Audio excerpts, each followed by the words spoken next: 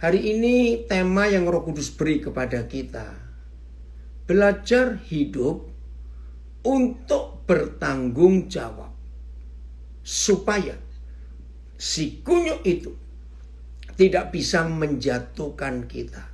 Mungkin beberapa saudara akan bertanya-tanya, maaf, apa betul kalau hidup kita itu berani memikul tanggung jawab?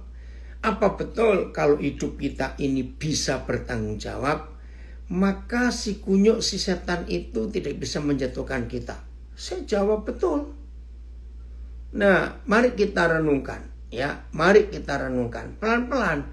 Saya ingin mengajak saudara untuk melihat fakta ini. Hampir semua dosa, hampir semua kesalahan, hampir semua perbuatan jahat yang kita manusia ini lakukan karena kita ingin lari dari tanggung jawab.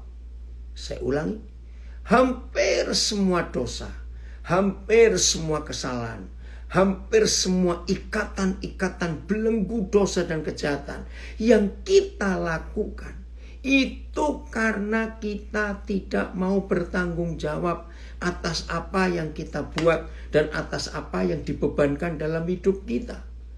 Manusia ingin cari jalan pintas. Manusia ingin cari enaknya sendiri. Tidak mau bertanggung jawab. Maaf. Pernah nggak saudara merenungkan, kenapa sih narkoba itu laku? Padahal itu kan merusak hidup. Kalau ada yang nggak setuju nggak apa-apa, ya. Tapi saya minta saudara renungkan. Lihat, kurang apa artis-artis terkenal, namanya sudah terkenal, ya. Posisinya sudah bagus, toh apa itu public figure. Lo kok bisa kena narkoba? Polisi-polisi, pejabat-pejabat, anggota dewan, kok bisa kena narkoba? Pengacara-pengacara hebat, saudara, saya juga kaget kalau anak-anak saya nggak memberitahu. Pengacara-pengacara hebat yang sangat terkenal juga, lo kok bisa kena narkoba? Saudara, semua alasannya karena mereka jenuh. Mereka jenuh dalam hidup. Mereka bosan menghadapi rutinitas. Ketika tekanan tanggung jawab begitu berat di dalam tugas panggilan mereka ingin lari sebentar, ingin melupakan diri. Masalah di rumah begitu berat. Istri cerewetnya luar biasa, suami tukang pukul, anak-anak terlantar. Uang tidak ada, kebutuhan rumah tangga begitu banyak. Ingin lari dari kenyataan. Nah, paling gampang ya larinya kepada narkoba untuk menghilangkan kelelahan, kejenuhan sejenak. Saudara perhatikan. Berapa waktu yang lalu Pastor Ramon kan ngomong, kenapa sih ada orang merokok? Karena ketika menghisap apa itu asap itu, terus dikeluarkan. Yang pernah ngerokok pasti tahu ini. Tiba-tiba ada sesuatu yang lepas. Terus lega begitu. Karena gak berani menghadapi fakta dalam hidup. Coba renungkan. Termasuk, kenapa ada perampokan, ada pencurian, ada pembunuhan. Ingin cari jalan pintas. Ingin cepat selesai di dalam masalah yang dihadapi. Jadi ingin lepas dari tanggung jawab itu. Mau cepat kaya, mau cepat selesai. Kenapa ada pornografi? Karena tidak pernah menghadapi tanggung jawab, gak berani. Ada fakta-fakta pergumulan, masalah seksual, tapi gak berani menghadapi. Akhirnya lari ke barang-barang itu. Jadi tanggung jawab itu ada di hidup setiap manusia dan harus dikerjakan. Semua kita masih ingat Tuhan Yesus pernah memberikan perumpamaan talenta. Ya, talenta. Talenta itu bisa kita ganti dengan kata tanggung jawab. Hak Tuhan memberi kita tanggung jawab seberapa dan berapa. Itu haknya Tuhan. Dalam perumpamaan talenta di Matius 25, Tuhan Yesus memberikan contoh. Ada orang, ada 3 hambanya. Masing-masing diberi tanggung jawab yang berbeda-beda. 1 5, ya. Yang kedua diberi 2, yang 1 diberi 1. Nah, terus Tuhan Yesus bilang, pergilah kamu, kerjakan benih ini, tabur benih ini. Saudara ingat kisah itu. Nah, ternyata yang dapat 1 marah, tersinggung, iri hati. Saya ulangi, yang dapat 1 talenta, 1 tanggung jawab, iri hati kepada yang dapat 5. Nah, ini bukti. Kenapa dia marah? Karena dia iri. Nah, seharusnya dia mikir, kalau aku dapat 1 saja, belum bisa aku kelola dan belum bisa aku bertanggung jawab. Ya jangan sombong minta yang 5 atau minta yang 2. Selesaikan dulu yang 1. Saya harap sudah ngerti ya. Jadi orang iri hati pun, karena dia nggak mau bertanggung jawab dengan apa yang dia terima sedikit. Dia iri hati kepada rekannya, kepada saudaranya, kepada temannya. Kok enak ya dia bisa begitu? Nah, karena ingin lepas dari tanggung jawab, dia nggak mau selesaikan yang sedikit atau yang 1 itu. Dia jadi jahat. Saudara, ternyata hidup yang tidak mau menyelesaikan tanggung jawab. Saya tidak berkata yang tidak mau pikul tanggung jawab, beda. Tidak mau menyelesaikan, beda. Ya, jadi kalau hidup ini jangan bilang pikul tanggung jawab. Nanti dulu. Ayo kita siapkan diri, selesaikan tanggung jawab. Tidak ada manusia lahir. Saya ulangi lagi. Tidak ada manusia lahir yang tidak diberi talenta oleh Tuhan, diberi tanggung jawab. Kalau dalam bahasa kerennya skill, keahlian, kemampuan, tidak ada.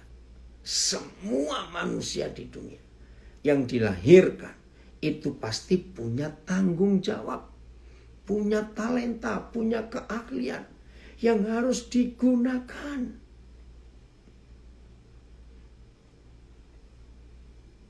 Pembunuhan terjadi karena orang itu nggak mau bertanggung jawab. Maaf, orang bunuh diri juga sama. Karena tidak berani menghadapi fakta tanggung jawab kesalahannya itu. Ini ada yang komen benar. Terkadang hal kecil membuat orang iri dan kecewa. Coba, padahal mereka dipercayakan. Mereka suka menolak. Yaitu karena nggak sadar. Yang 1 saja.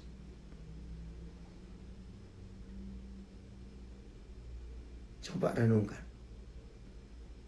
Ada orang punya utang banyak. Dia nggak bisa bayar, nggak beri tanggung jawab. Dia bunuh diri. Padahal untuk apa mati? Nggak usah malu. Hadapi saja yang ngaku salah. Dibayar sebisanya. Karena sampai hari ini hukum di dunia. Kalau masalah hutang itu bukan pidana. Tapi perdata.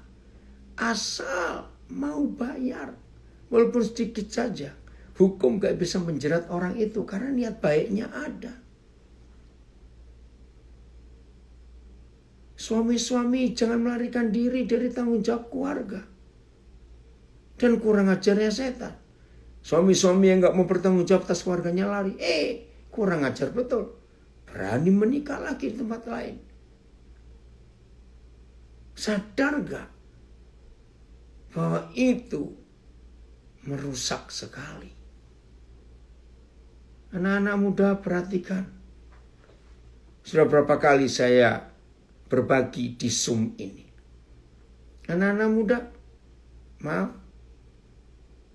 kalau engkau atau kalian tidak mau memulai segala sesuatu dari nol, dari bawah, tapi kalian sebagai orang muda maunya cepat-cepat jadi, cepat sukses, nggak mau melewati proses. Betul ya Ardi? Puji Tuhan. Sejak muda diajar bertanggung jawab. Nah, anak-anak muda yang ingin cepat sukses, nggak mau lewat proses. Saudara, ayo sadari, mulai apa-apa dari bawah. Berapa kali saya mengajarkan di Zoom ini. Kalau ada orang mau cepat-cepat sukses dan memulai segala sesuatu dari atas, maka filosofi kehidupan berkata, satu-satunya pekerjaan yang tidak dimulai dari bawah, tapi dari atas, adalah penggali kuburan. Betul? Orang menggali kuburan harus dari atas dong. Lah kalau dari bawah masuknya dari sebelah mana? Maka filosofi itu sangat indah. Jadi kalau ada orang yang ingin cepat-cepat sukses, ada orang yang ingin cepat-cepat kaya, cepat berhasil tanpa lewat proses, maaf, dia berarti sedang menggali kuburan untuk dirinya sendiri. Maaf ya warga binaan, ampuni saya kalau ada yang tersinggung. Kenapa ada pencuri? Kenapa ada perampok? Kenapa ada penipuan? Kenapa ada korupsi? Maaf. Kenapa ada penggelapan yang jadi karyawan? Karena ingin cepat kaya, ingin cepat sukses. Maka orang yang ingin cepat sukses tidak mau mulai dari bawah, maka orang-orang itu sedang menggali kuburan buat dirinya sendiri. Terima kasih Robi, ini anak saya dari Lahat bilang harus berani pikul salib. Betul. Ini anak saya dari Nabire. Setiap orang akan bertanggung jawab atas dirinya sendiri. Betul. Eko. Nah, apa yang terjadi kalau ada orang tidak mau bertanggung jawab atas dirinya sendiri? Maka orang itu jahat, saudara. Gini loh jahatnya orang itu. Saya pernah ketemu, ya puji Tuhan gak banyak, tapi ngeri. Orang yang tidak mau bertanggung jawab atas dirinya sendiri, maka orang itu suka nyalakan orang lain. Begini loh, saya pernah ketemu ada orang berkata, ya karena kamu gak mau nolong saya, maka itu saya sekarang masuk penjara. Maaf, loh, maksudmu? Ya seandainya waktu itu kamu nolong saya, maaf ya, seandainya waktu itu kamu memberi saya hutang, memberi saya pinjaman, saya nggak akan mencuri. Lah, ngerti nggak? Ini loh modelnya orang-orang konyol dan orang-orang bego itu, maaf. Dia tidak mau bertanggung jawab, lalu nyalakan orang lain. Coba seandainya waktu itu saudara tolong saya nggak mungkin jadi seperti ini. Coba waktu itu saudara bisa bantu anak saya, nggak mungkin anak saya jadi seperti ini.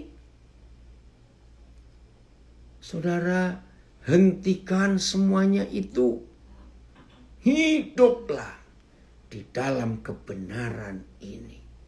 Bertanggung jawab atas diri sendiri dan jangan nuntut orang lain untuk menolong. Dan kalau saudara tidak ditolong, lalu saudara berbuat salah, maaf, saudara berbuat dosa, oh, jangan salahkan. Oh, ini anak saya Mbak Tuan dari Makassar. Betul sekali Bapak. Revelasi itu, pewahyuan itu, kalau mau sukses, ya, mau sukses cepat, itu penggali kuburan. Betul, nak. Saudara, semuanya itu terjadi karena kita tidak mau bertanggung jawab atas hidup ini. Tadi sebelum mulai, ya, ini di Zoom, apa itu di WA grup Korak masih ada diskusi, ya, itu keren sekali. Salah satu anak rohani saya, namanya Adi Gunawan. Dia itu tunanetra, saudara, sejak lahir. Nah, minggu yang lalu dia diundang ke Jakarta, ke kementerian, ya Menko Info, ya, untuk menjadi tutor dalam program Kementerian Informasi dan Komunikasi itu untuk melatih tunanetra menggunakan gadget, menggunakan smartphone. Nah, yang luar biasa lagi, Adi Gunawan ini sedang disiapkan untuk diutus ke Perancis. Saya tanya, untuk apa nak? Untuk melihat bagaimana teknologi informasi sekarang ini luar biasa. Dan dia satu-satunya tunanetra dari Indonesia yang terpilih untuk mewakili Indonesia. Melihat program baru teknologi informasi dunia yang sedang berkembang. Nanti Pak, kalau ini kehendak Tuhan saya berhasil, maka saya akan dijadikan oleh kementerian ini wakil duta tunanetra. Nah, terus yang lebih heran lagi saudara, saya diskusi dengan dia. Ya, waktu masih di Jakarta, berapa hari yang lalu? Kira-kira 5 hari yang lalu atau 4 hari yang lalu. Hari Sabtu ya Adi ya, waktu itu kamu masih di Jakarta. Iya Sabtu, betul Sabtu sore. Terus dia begini, ditanya oleh semua tim, ya, dan para peserta disabilitas. Ada yang disabilitas fisik. Nah, kalau Adi ini disabilitas tunanetra. Rata-rata yang diundang itu pasti dapat jatah 1 pendamping. Ya, dan itu dibiayai oleh kementerian. Luar biasa. Ternyata Adi Gunawan ini satu-satunya peserta dari sekian banyak, saya nggak tahu berapa banyak, yang tidak ada pendamping, padahal dia tunanetra. Maka itu semua orang tanya, kenapa Bapak tidak mendapatkan pendamping? Nah, saya katakan, Adi, Papa setuju dengan kamu. Begini kata saya kepada Adi Gunawan, kalau kamu ada pendamping, kamu nggak akan berjuang.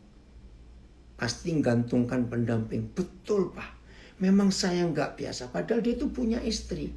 Lalu saya tanya, berarti istrimu namanya Joanna kan dapat jatah? Betul Pak. Tapi masalahnya istri saya juga disabilitas fisik. Jadi dia pun akan membuat saya repot. Karena jalan aja susah. Wih, luar biasa. Jadi belum dia ini memberikan apa yang dia bisa buat. Orang sudah heran, tunanetra dari Malang itu naik Grab, naik taksi atau bis ke Surabaya Juanda. Dari Juanda Airport terbang ke Cengkareng. Itu sendiri. Sampai di pesawat juga orang-orang heran. Di hotel tempat mereka nginap. Wih, ini Pak Adi Gunawan jadi bintang betul. Karena banyak orang kagum. Bapak tunanetra bisa begini. Dan kalau saudara ketemu dia, aduh, Adi kamu ada nggak? Mudah-mudahan Adi ini ada ya. Kalau belum ada Adi Gunawan tolong diundang masuk ke Zoom. Supaya saudara lihat wajahnya ceria. Saya nggak pernah melihat wajah anak saya ini sedih, muram. Walaupun dia tunanetra. Tidak. Wajahnya itu sumringah. Orang Jawa bilang. Betul Rudi Santoso ini Adi Gunawan ini hebat sekali. Cari di Google. Cari di internet Adi Gunawan Institute. Tapi yang tunanetra ya. Karena di internet ada. Ya betul Sarbin Smiling Face. Adi Gunawan ini. Ada di internet itu Adi Gunawan Institute ada 2. Satu yang hipnoterapi. Tapi yang ini yang tunanetra. Saudara cari. Dia mengajar. Menjadi tutor tunanetra. Yang luar biasa. Betul Ellen? Coba kontak Adi.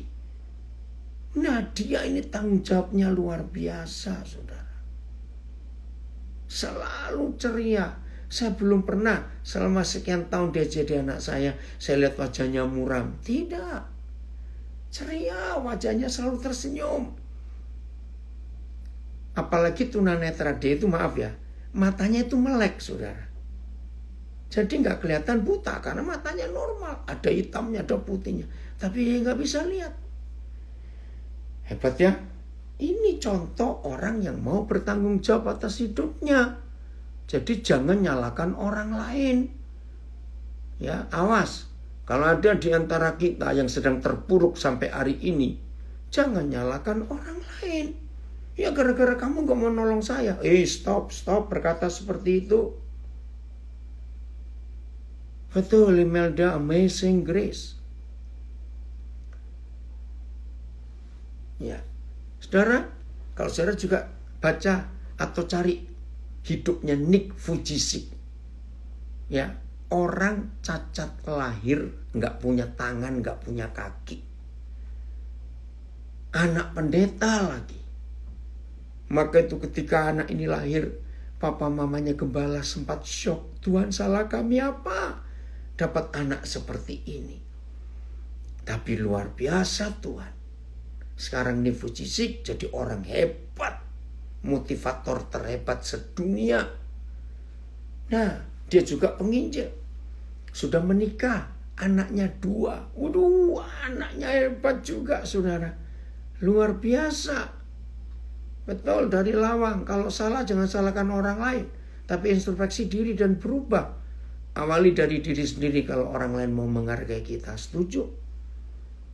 Ya, saya ulangi. Kalau ada di antara kita suka nyalakan orang lain. Karena orang itu gak mau menolong saudara. Dan saudara terpuruk. Stop saudara. Untuk hidup seperti itu. Nah itu anak. Oh ini foto yang lama. Coba cari foto yang baru. Anaknya sudah 2. Luar biasa. Ya, menikah dengan istri yang normal, saudara. Ini dia. Oke, sebentar ya. Nah. 4 anaknya sudah. Baru. Oh ya betul. Yang ketiga itu kembar. Coba ya saya mau tunjukkan ini ya. Ayo kita lihat ini. Ya. Ya, saya baru ingat betul. Anaknya 4, bayangkan. Yang ketiga itu kembar, saudara. Keren nggak? Malu nggak kita yang utuh lengkap ini? Masih ngeluh, masih ngomel. Ya, ayo kita bertobat. Dalam hal ini Nick Vujicic. Nah, keren ya. Terima kasih Tuhan. 2 cowok, 2 cewek anaknya itu.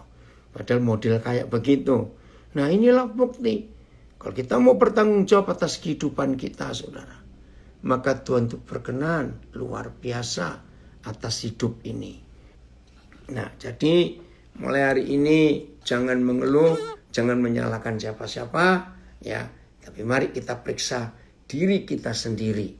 Ada apa yang kurang dari hidup kita ini? Tuhan memberikan kita kemampuan.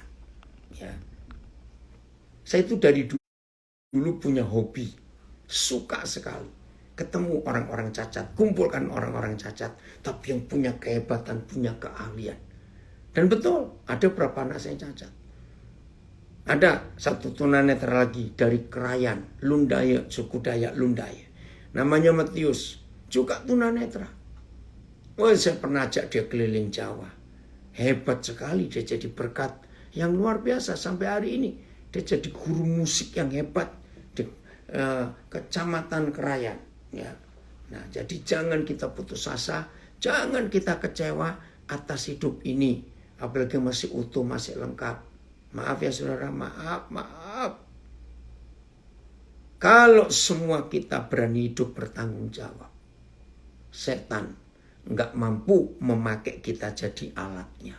Nggak mampu. Kalau kita berani memikul tanggung jawab, maka setan pun akan kita kalahkan. Oh ya, terima kasih Anton, ini anak saya dari Bali. Ingatkan, ada 1 anak saya lagi. Namanya Renaldo Ginting. Ya, saya lupa tangan kiri atau tangan kanan. Tangan kirinya. Ya, kecelakaan waktu dia masih remaja. Tangan kirinya lumpuh. Nggak bisa apa-apa. Mengecil lagi. Tinggal tangan kanan. Tapi anak ini pelayanannya di Kalimantan Barat. Naik motor bisa sampai belasan jam dengan 1 tangan. Dan bukan jalan di jalan yang rata. Jalan lumpur, jalan becek. Dengan 1 tangan. Hebat sekali. Sekarang hidupnya jadi berkat. Ya, semua LP di seluruh Kalimantan Barat sudah dia kunjungi. Dia ini kalau kemana-mana, masuk tempat baru, yang dicari pertama bukan hotel atau ATM. Yang dicari pertama adalah penjara. LP-nya di mana? Nah, dia selalu hatinya ada di situ.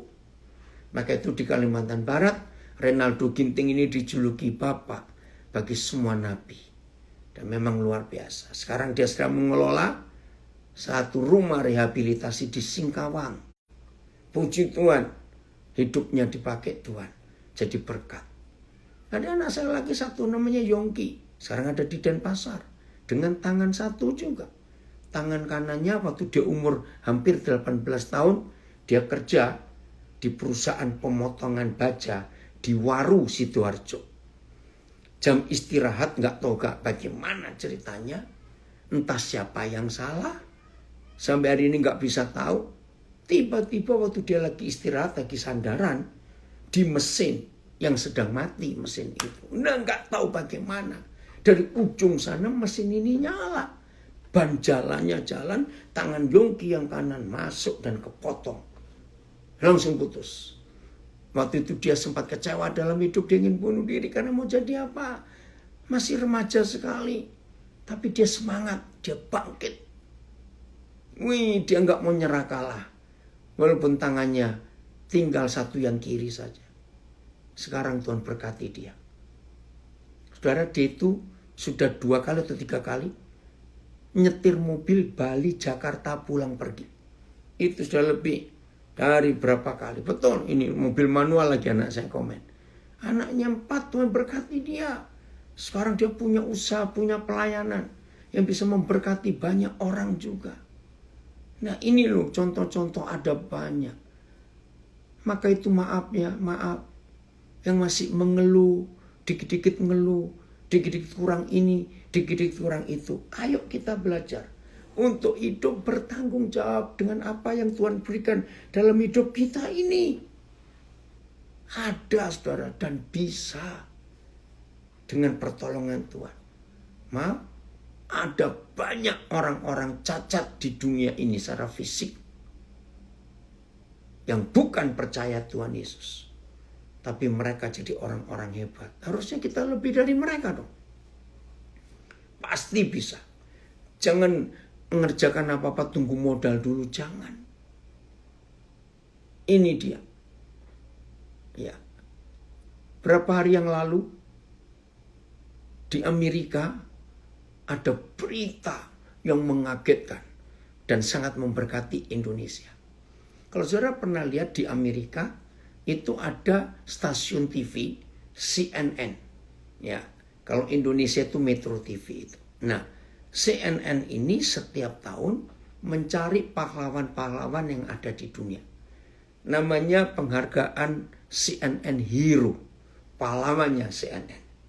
Nah, kalau saya tidak salah, begitu yang sekarang ini ada orang Bali, ya Made Januar siapa saya lupa, itu menjadi pahlawan CNN. Nah, orang yang pertama itu pilot, ya Pak Budi Swadi yang punya panti asuhan Roslin yang ada di Kupang. Nah, ketika saya nonton penghargaan untuk Pak Made ini, sederhana sekali. Selama COVID, Pak Made orang Bali asli. 90 sekian persen hotel, restoran, toko souvenir tutup. Bahkan bandara internasional Ngurah Rai tutup. Belum dibuka. Mungkin sampai ini juga belum dibuka ini. Internasional. Sudah 2 tahun.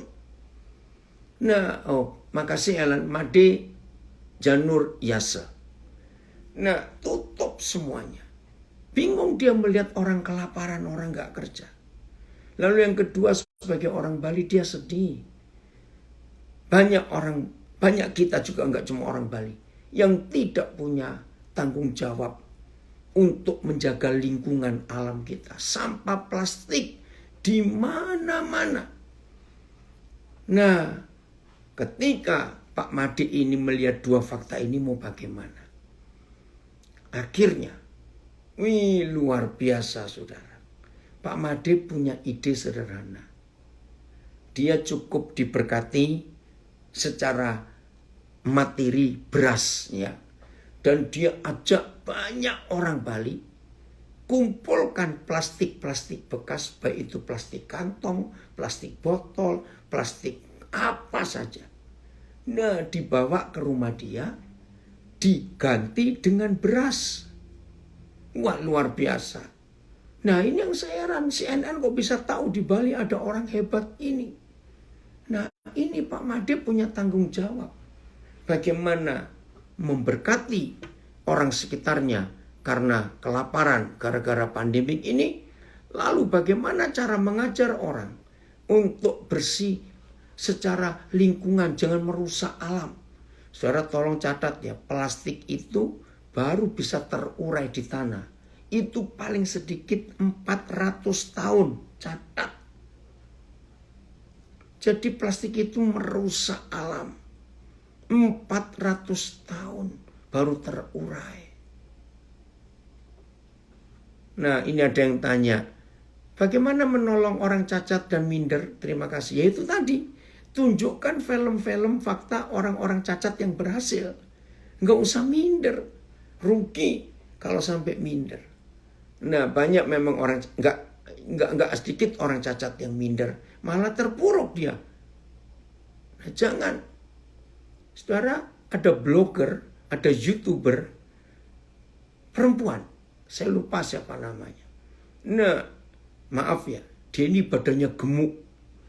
Dia dibully habis-habisan. Dia dikecewakan oleh orang-orang teman-temannya. Tapi sekarang dia jadi YouTuber yang kaya di Indonesia. Bentar coba saya cari ya. Maka ini sekarang jadi orang sukses. Ya, coba saya cari namanya ini. Nah, ini contoh cara untuk kita menolong orang-orang. Nah, kalau orang ini nggak cacat, cuma dia minder karena badannya gemuk. Coba klik di Google ya, Riri Bogar, RIRIE BOGAR, Riri Bogar. Wah, sekarang dia jadi orang sukses di Indonesia. Ya, Riri Bogar. Ayo catat cepat, RIRIE BOGAR. Luar biasa. Waktu saya ngikuti YouTube-nya, saya ngikuti Instagram punya ya. Akurung itu Riri Bogar. Cara cari, nggak tahu pengikutnya berapa banyak ini orang. Nah, jadi yang tanya tadi Kristi, ya, bangkitkan. Oh, ini langsung ditayangkan oleh Filipus. Ya, sebentar ya. Saya mau tunjukkan ini yang di Facebook, Instagram, supaya bisa ngikuti juga. Nah, inilah contoh-contoh orang-orang yang sukses. Ya, coba perhatikan ini. Ini fotonya. Ya, fisik gak asik judulnya.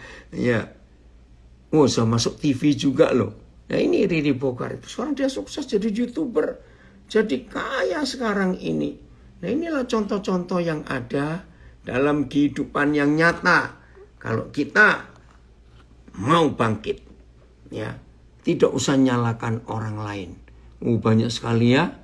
Riri Bogar si Giant Barbie. Ya, istilahnya itu. Dulu dia marah. Kalau dikatakan yang jelek-jelek itu dia marah, saudara. Tapi sekarang, wah, dia bangga dengan fisiknya itu. Dan dia ngajak banyak orang untuk bangkit, untuk semangat. Jangan mau dikalahkan oleh keadaan.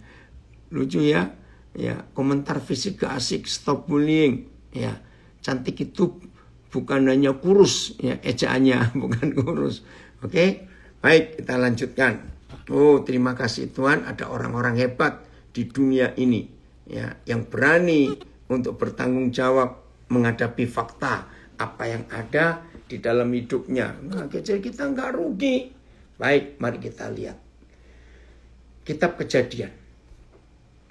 Pasal yang kedua. Ketika Adam pertama kali diberi tanggung jawab untuk mengelola Taman Eden itu. Ya, saya ulangi. Ketika pertama kali Adam diberi tanggung jawab untuk mengolah dan mengelola Taman Eden itu. Saudara, maka dia selalu menyelesaikan dengan baik. Oh, ini ada komen. Betul, ndut tapi keren. Betul itu Stan. Luar biasa bukan? Nah, Jadi ketika tanggung jawab diberikan kepada Adam untuk mengelola taman itu. Nah, saudara, maka ayat 22, coba lihat ayat 22. Apa yang Papa buat? Oh, ayat 21, maaf, 21. Ya. Lalu Yahweh Tuhan membuat manusia itu tidur nyenyak. Ya, setelah selesai tanggung jawab, ya otomatis harus istirahat, bukan? Nah, Tuhan memberikan Adam anugerah tidur nyenyak.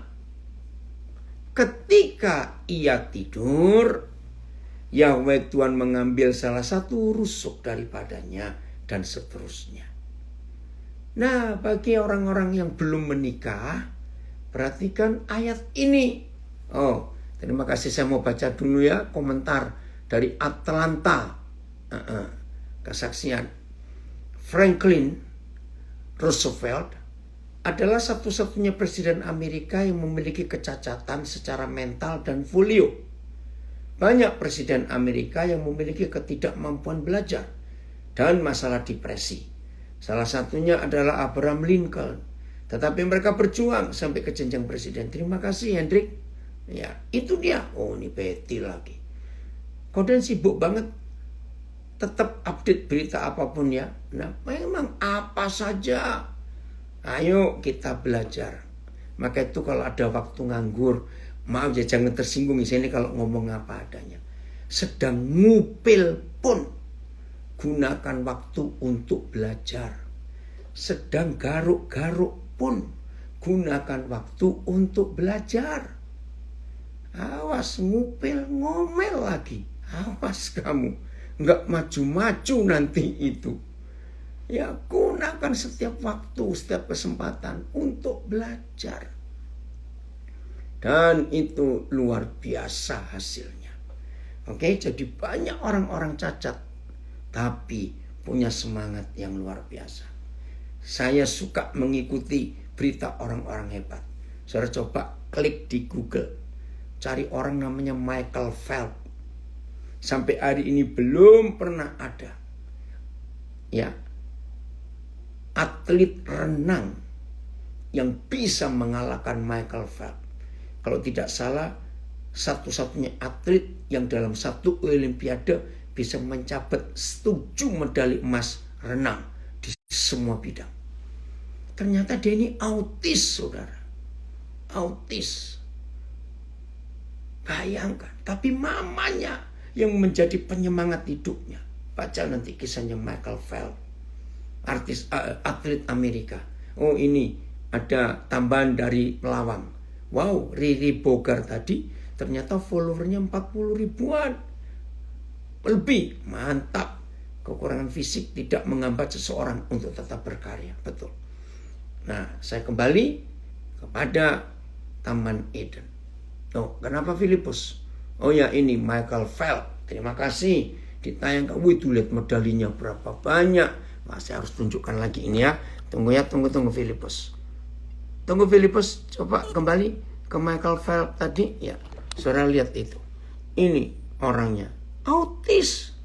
Tapi dia atlet terkenal. Ya, perenang legendaris Amerika Serikat. Oke, nanti saudara bisa lihat. Berapa medali itu. Emas semuanya. Di beberapa olimpiade dia juara terus. Makasih Filipus. Oke, ayo kita kembali. Nah, tentang Adam. Jadi begitu dia selesai ya tanggung jawabnya untuk mengelola taman, maka Tuhan nikahkan dia. Tuhan sediakan istri, penolong yang sepadan dengan dia. Nah, dari kejadian 2 ini saya belajar begini. Hai orang-orang yang belum menikah, ternyata Alkitab tidak menuliskan umur berapa kita menikah, tidak. Tapi setelah kita bisa bertanggung jawab, baru kita boleh menikah. Ini Adam. Nah, begitu pula Yusuf. Kapan Yusuf dinikahkan oleh Tuhan? Saudara baca nanti karena waktunya di Kejadian pasal 41. Setelah visi yang Tuhan beri kepada Yusuf dan dia bertanggung jawab untuk menyelesaikan visinya, maka saat itu Tuhan memberikan dia istri. Nah, jadi dari dua saudara kita ini, Yusuf dan Adam, kita belajar kapan seseorang boleh menikah, yaitu setelah orang itu bisa bertanggung jawab. Nah, kalau ada orang yang belum bisa bertanggung jawab, itu artinya dia baru bisa jawab tanggung-tanggung. Nah, coba renungkan itu. Apa itu jawab tanggung-tanggung? Ya haho-haho, nggak ngerti apa-apa. Kalau bahasa Surabaya keren, lolak-lolok gitu ya. Itu orang Surabaya. Saudara, ayo kita belajar untuk bertanggung jawab. Ya, jadi Yusuf dinikahkan setelah dia menyelesaikan visi yang dari Tuhan. Maka itu tidak salah kalau Tuhan Yesus belajar gini, belajarlah kepada burung. Tahu nggak burung itu, saudara? Luar biasa. Ternyata sampai hari ini tidak akan terjadi ada burung jantan berani menikah. Sampai kayak kata menikah ya. Sampai hari ini tidak ada burung jantan berani kawin sebelum dia buat sarang untuk betinanya dan bertelur. Luar biasa. Maka itu pria-pria, kalau kamu belum bisa bertanggung jawab, jangan coba-coba menikah. Keluargamu menderita karena kamu belum bisa menghidupi dia. Ini yang kita harus belajar, saudara. Jangan minta instan, bertanggung jawablah atas diri sendiri. Jangan mengeluh dan jangan menyalahkan orang lain dalam setiap keadaan. Never give up. Setuju. Jangan pernah menyerah. Nah, kalau saudara dan saya mulai hari ini punya prinsip hidup seperti ini. Bertanggung jawab. Oh, Ramon kamu ada. Nanti bisa nyutup ya. Habis ini Papa kasih waktu ke kamu. Ramon siap. Kalau saudara dan saya belajar hidup bertanggung jawab. Aduh, luar biasa. Maka itu mama-mama yang suka memanjakan anak, awas. Begini loh, kata banyak mama yang merusak anak. Ketika anak-anak itu mau ngerjakan sesuatu, namanya anak emas, anak kesayangan mama. Lalu mamanya dikit-dikit bilang, jangan-jangan biar mama saja, jangan-jangan biar mama saja. Itu anak akan rusak, nggak bisa bertanggung jawab. Saya selalu berkata kepada mama-mama, kalau punya anak umur setahun kurang atau lebih, tapi sudah bisa minta makan sendiri, wih, itu luar biasa. Biarin, walaupun berantakan, kotor, nggak apa-apa. Justru bangga orang tua kalau anak saudara masih umur setahun kurang atau setahun lebih dikit, tetapi sudah mandiri. Biarkan kotor-kotor dikit nggak apa-apa waktu makan. Itu mereka belajar bertanggung jawab. Bangga orang tua seperti itu. Maka itu ayo, tanggung jawab ini mutlak. Tanggung jawab ini penting, saudara, supaya dalam hidup kita menjadi orang-orang kepercayaan Tuhan. Terima kasih Bapak untuk itu. Sungguh, izinkan saya berkata kalimat ini ya, tapi jangan ada yang tersinggung ya. Kalau semua kita berani bertanggung jawab atas hidup ini, penjara itu kosong, saudara. Maaf, saya minta maaf, minta maaf.